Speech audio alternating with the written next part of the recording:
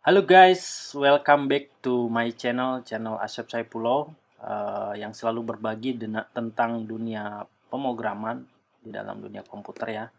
Oke, melanjutkan project CRUD di Laravel kita. Di part ini kita akan masuk ke sesi fungsi CRID ya. Jangan lupa ikuti video-video sebelumnya biar nyambung ya. Oke, pertama-tama kita jalankan project kita ya. Seperti di video sebelumnya bahwa ketika kita akan mendevelop ya mode developer, kita jalankan dulu PHP Artisan Serve-nya. cd laravel CRUD, project kita kan CRUD ya. Sampai ingat kan? PHP Artisan Serve. Oke, sudah merespon, kita buka project kita ya.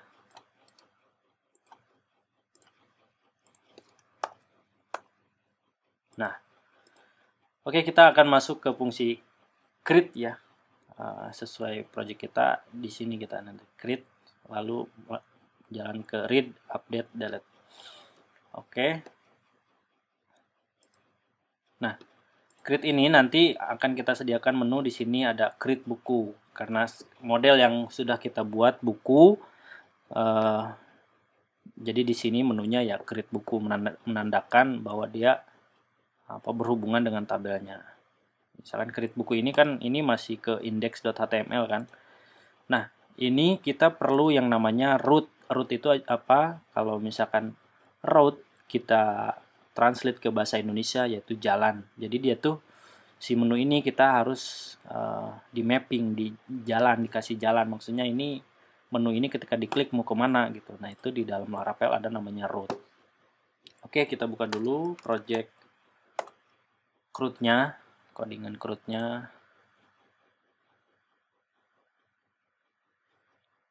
CRUD. Nah, ini project kita. Oke.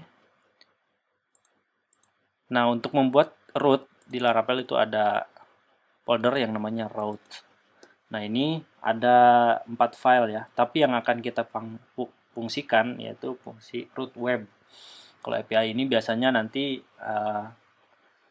itu buat API itu jadi buat transaksi data, sama juga sih root juga gitu. Tapi kalau API ini dia dikhususkan untuk mode API, jadi buat transaksi data JSON seperti itu. Tapi kalau web ini, jadi si Laravel itu diklasifikasikan mana buat API, mana buat web. Walaupun sebenarnya sama aja, si root web ini bisa juga nanti kita buat API gitu. API itu biasanya spesifik yang buat mengeluarkan datanya itu berupa JSON itu tadi yang saya info itu. Oke, nah untuk melihat root yang udah ada gitu, maksudnya misalkan kita root yang udah ada apa sih sebenarnya gitu. Di sini kita bisa lihat di web ini apa. Nih udah ada resource book root resource buku. Gitu. Maksudnya gini, ini tuh sebenarnya di sebelumnya nggak ada karena di video kedua apa ya yang kita buat model itu kita membuat model dan controller ini buku. Nah, tapi di root ini sebenarnya tadi belum ada. Lalu kita buatkan root baru, root resource. Resource itu apa? Jadi di dalam resource itu ada sekumpulan function yang udah terkelompokkan. Jadi ada create, read, update, delete itu ada di dalam resource gitu. Tapi kalau misalkan nggak pakai resource, misalkan kita harus satu-satu seperti ini. Root get buku misalkan. Nah, ini tuh nanti harus spesifik. Buku controller, add misalkan index. Nah, ini kan kalau menurut saya sih terlalu lama ya. Si Laravel itu mempersingkat rootnya dengan metode resource itu. Jadi sebenarnya fungsi Laravel ya, root di dalam yang ada di dalam Laravel ya. Jadi resource itu sekali kita menggunakan fungsi ini, jadi fungsi create, read, update-nya udah ada di dalam resource ini. Kita lihat ya. Oke, sebelum ini biar kelihatan dulu ya.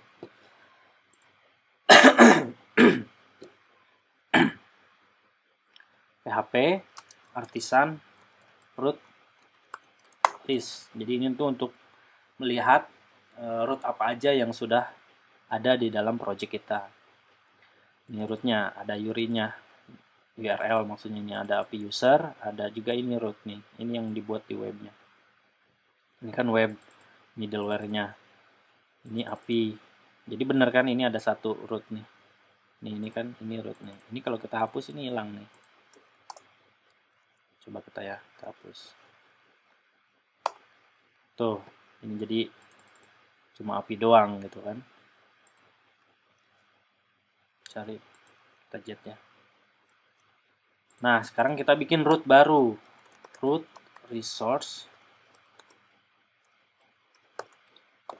Sudah saya jelaskan berkali-kali bahwa resource itu di dalam resource ada kelompok yang namanya fungsi-fungsi create, read, update tadi ya. Misalkan nama rootnya apa? Buku. Controllernya apa? Parameternya hanya 2 aja. Controllernya misalkan buku controllernya gini aja. Jadi gini, nama rootnya apa? Buku. Ini controller ini didapat dari sini, buku controller. Lalu kita bisa lihat list rootnya sudah terdaftar atau enggak. Ya kan? Yang sebelumnya hanya beberapa, hanya 2, sekarang jadi banyak. Nah, ini kita bisa menggunakan root yang udah terbentuk gitu.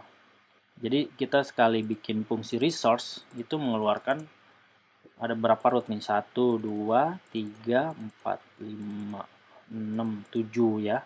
Gitu kan.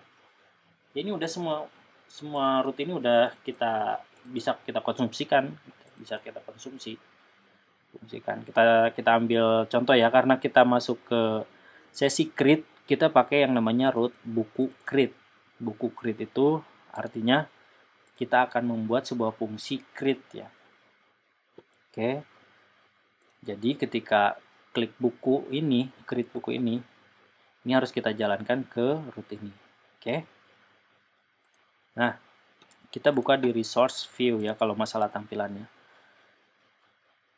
Ini left, ini nav, ini content. Enakan, ini left. Kita cari aja left.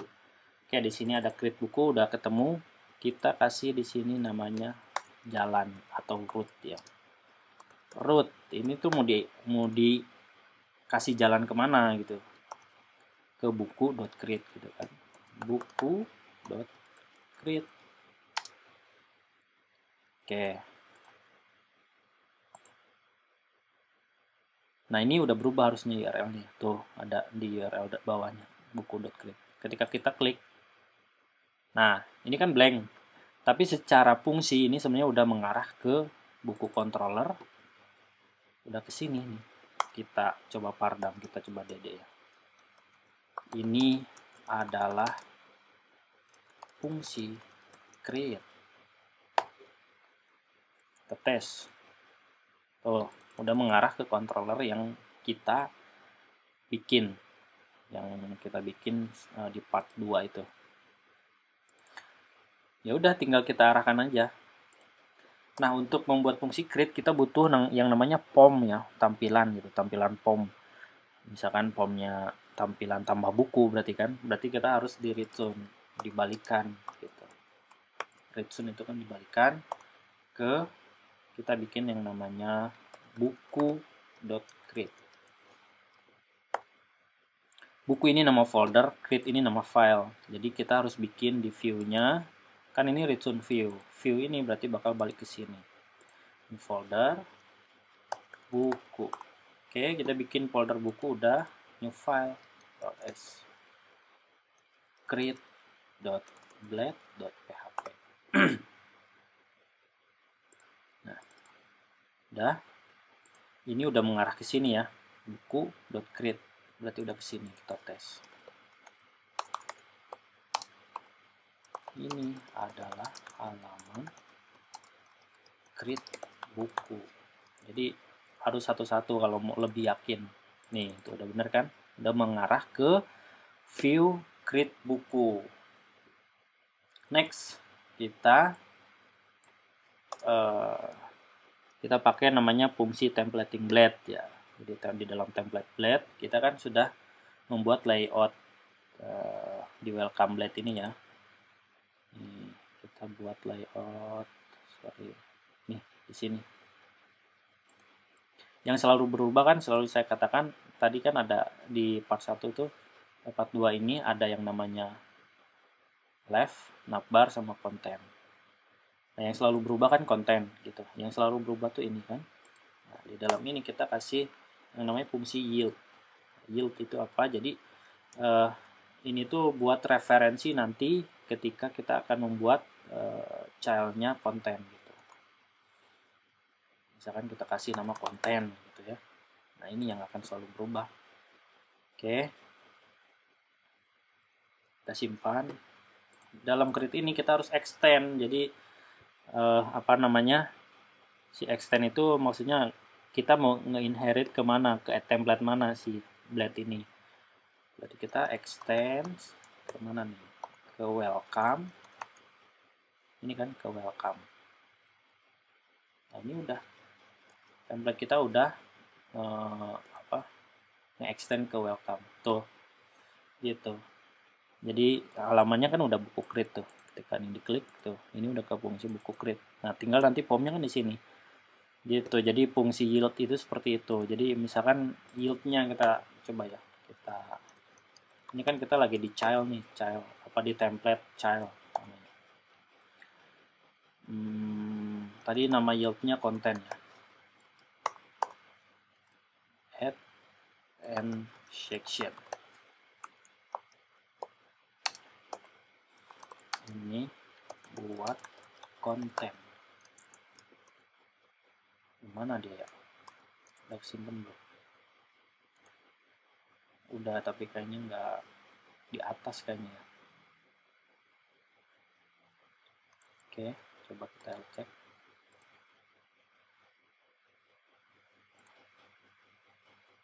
Di sini ya.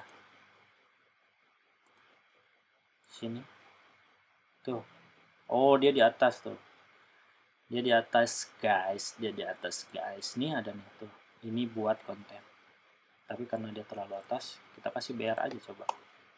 Biar lebih yakin.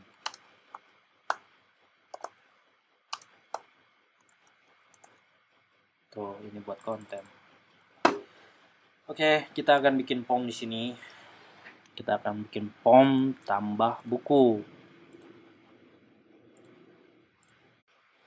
Nah, untuk membuat POM tambah buku, kita manfaatkan template admin sebelumnya. Gitu. Template adminnya namanya kan starmin. Starmin, kan ini saya ada nih. Jadi ini sebisa mungkin jangan dihapus sampai project kita selesai. Karena ini menjadi referensi kita dalam nanti styling template kita ya. Jadi kita nggak usah, oh ini gimana ya, ini marginnya berapa ya, kita nggak usah mikirin itu. Jadi kita cukup pakai template resource yang ada. Dalam pengerjaan project akan lebih cepat. Contohnya ini, misalkan ini kita akan menggunakan butuh POM kan, butuh POM tambah buku. Ya udah kita pakai aja POM ini. Open with Sublime. Nah, kita copy aja dari ini dari sini kayaknya. Nah, ini basic POM. Dari sini aja. Ini kan dari sini tuh. Ini udah POM ini. Sorry. 1, ini row-nya 2 kan? 2. Oke, copy. Nah, kita masukkan sini. Kita rapikan dikit. Udah kayak koki ya, rapikan dikit. Oke, kita cek. Nah, udah kan? POM-nya udah kebentuk walaupun masih kaku ya. Masih kaku, tapi kita udah bisa ngopi ini. Ngopi POM ini ke dalam template Laravel. Cepet kan? Oke, kita ganti ini namanya POM tambah buku. Oke. Kita rapikan, ini kita hapus. Oke, kita rapikan aja. Yang dipakai kan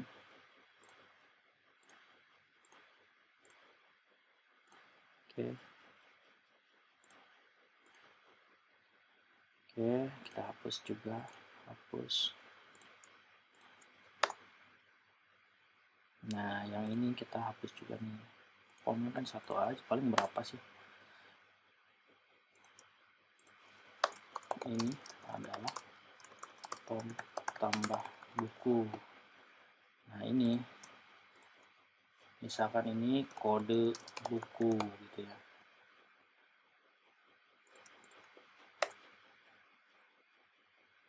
Coba kita lihat. Nah, udah kebentuk, tinggal kita kasih call-nya 6. Call 6. Oh, dari sini.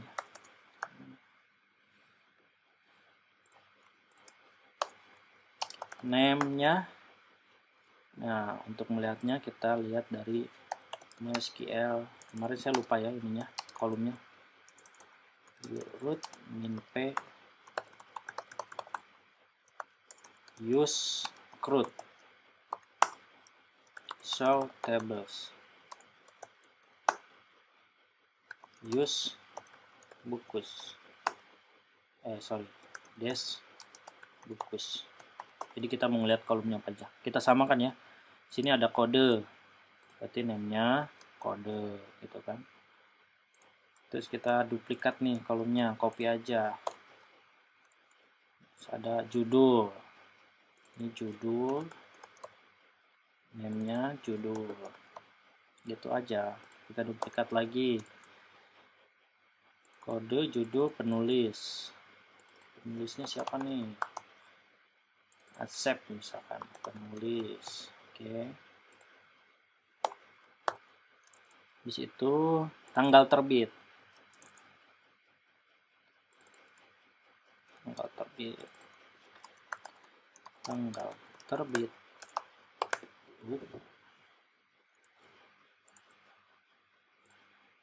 Nah, udah kebentuk formnya.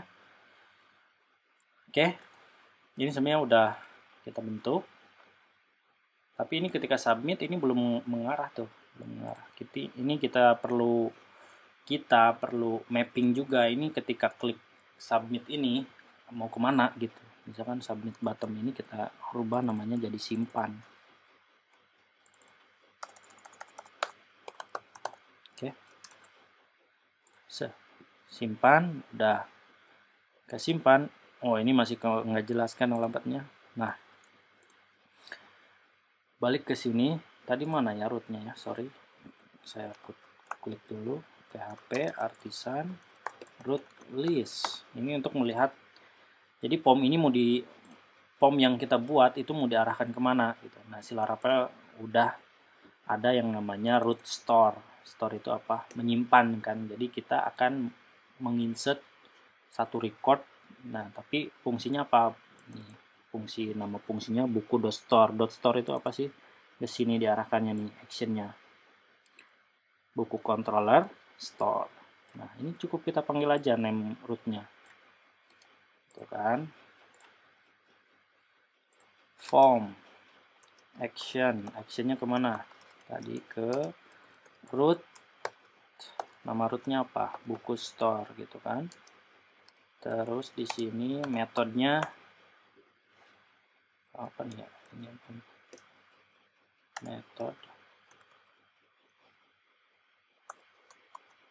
metodenya post ya. Nanti akan belajar lah kalau post itu kayak gimana. Post itu nanti URL-nya nggak bakalan kelihatan, nggak bakalan terlihat di sini. Nah, kita coba ya. Kode bukunya 900, judul bukunya penyelam gitu ya, penyelam. Penulis bukunya Asep lah, bertenaf nama gue. tanggal terbitnya barulah, tanggal terbitnya misalkan bulan. Nah, ini untuk sementara saya kalau tanggal itu yang diterima sama MySQL, saya belum pakai date picker ya. Jadi untuk sementara kita input dulu yang standar dulu aja. Tahun yang diterima MySQL, tahun, bulan, sama tanggal. Tanggal 5, tanggal 19. Ketika klik simpan, kita lihat ya, ini actionnya kemana nih, simpan. Oh, actionnya sebenarnya udah ke store tadi, cuma di sini ada respon page expired. Nah, ini akan saya jelaskan kalau tidak kelamaan ya. Jadi di dalam Laravel itu pertukaran data itu butuh yang namanya CSRV. Kalau di web ini ya, root web ini. Jadi setiap form itu diprotect gitu. Makanya kita butuh yang namanya CSRV token. Bedanya apa? Bedanya nanti di dalam form ini ada yang namanya generate token secara otomatis dari server sebenarnya untuk pertukaran data yang akan kita kirim. Nih, di sini nanti ya. Tipenya hidden. Coba kita tambahin add CSRV. Ini fungsi yang akan dikirim oleh server si tokennya itu. Jadi untuk memprotek sebuah form sebenarnya si CSRV itu. Jadi kalau follow-an tadi itu kan apa namanya, ada expired kan. Oke, inspect. Kita lihat tuh ada nambah satu inputan namanya Tiva hidden yang secara otomatis name-nya token, value-nya langsung otomatis ini ada. Ini dikirim dari server atau dari mode developer kita lah, dari si Laravel project kita gitu. Nah, kalau ada ini baru bisa pertukaran data kalau di rootnya web. Kita coba sekarang ya, apakah masih expired.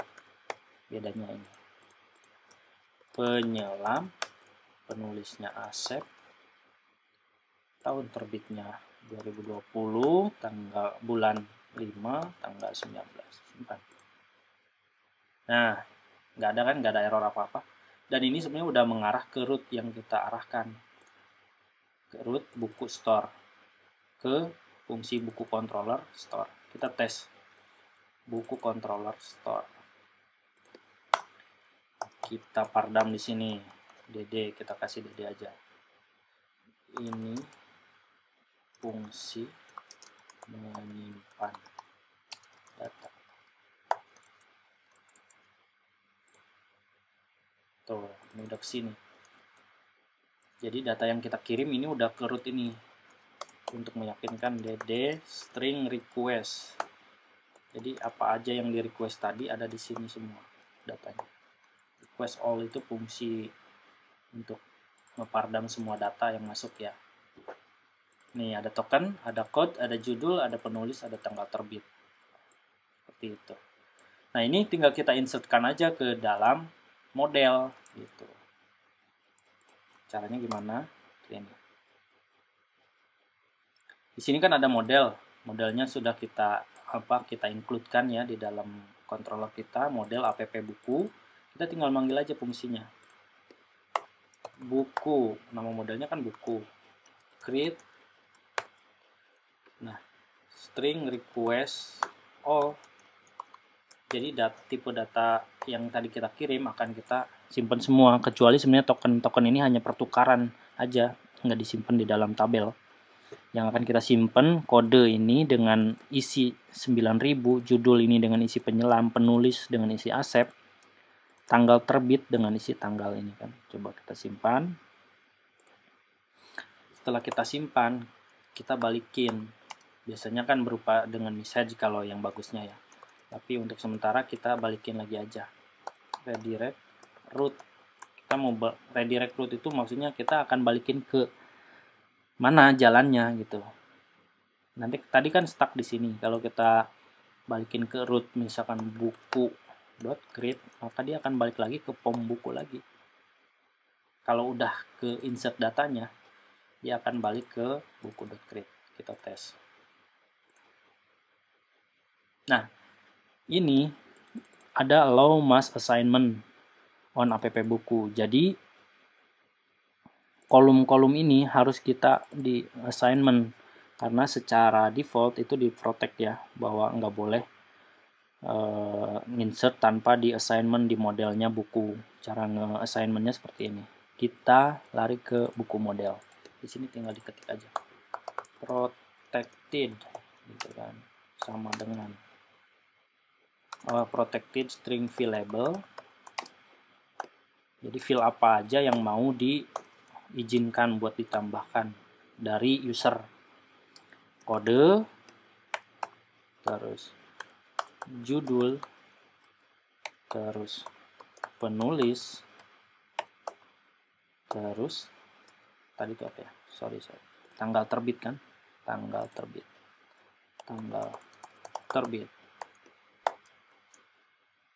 Nah, jadi field ini udah boleh diisikan gitu. Kalau field ID sama field di sini kan ada field atau kolom ya, kolom ini, created add, updated add, sama ID ini kan secara auto increment. Kalau ID akan bertambah dari database tapi bukan dari user. Created ini akan membuat, ketika kita membuat record itu akan membuat, updated juga sama. Kita tes ya. Kita teruskan, tinggal kita refresh aja. Nah, udah balik ke fungsi sini, udah balik ke sini tuh, udah balik ke ready recruit. Untuk memastikan datanya kita tes MySQL menu, kita cek ya, use CRUD, nama tablesnya kan buku, select bintang from bukus. Tuh udah ada. Data yang kita kirim tadi udah ke insert ke tabel bukus gitu. Oke. Nah, seperti itulah cara membuat fungsi create di Laravel. Ini sih sebenarnya nggak terlalu expand ya. Maksudnya nggak terlalu melebar karena di dalam create itu sebenarnya nanti kita harus butuh validasi ya.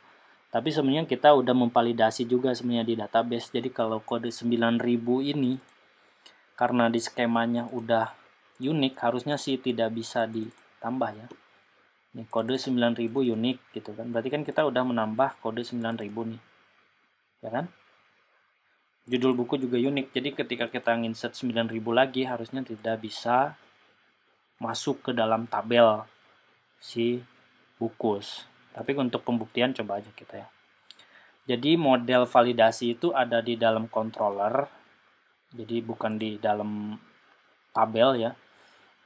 Ada juga di dalam tabel. Nah, ini sebenarnya bisa kita kasih validasi di dalam controller ini. Juga di dalam tabel.